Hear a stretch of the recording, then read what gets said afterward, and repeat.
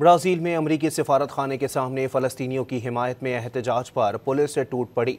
Rio de Janeiro में मुजाहिरीन की बड़ी तादाद ने अमरीकी सिफारत खाने के सामने जमा होकर फ़लस्तीनियों की नस्लकुशी के खिलाफ नारे लगाए। इस दौरान मिलिट्री पुलिस के एहलकारों ने मुजाहिरीन पर चढ़ाई कर दी और मुंतशिर करने के लिए मिर्चों का स्प्रे किया।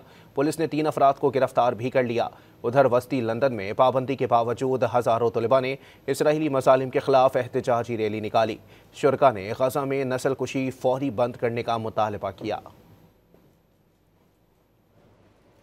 ब्राज़ील में अमरीकी सिफारत खाने के सामने फ़लस्तीनियों की हिमायत में एहतजाज पर पुलिस से टूट पड़ी। रियो डी जेनेरो में मुजाहिरीन की बड़ी तादाद ने अमरीकी सिफारत खाने के सामने जमा होकर फ़लस्तीनियों की नस्लकुशी के खिलाफ नारे लगाए। इस दौरान मिलिट्री पुलिस के एहलकारों ने मुजाहिरीन पर चढ़ाई कर दी और मुंतशिर करने के लिए मिर्चों का स्प्रे किया।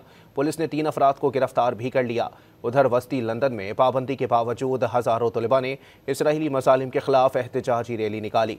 शुरका ने गजा में नस्लकुशी फौरी बंद करने का मुतालबा किया।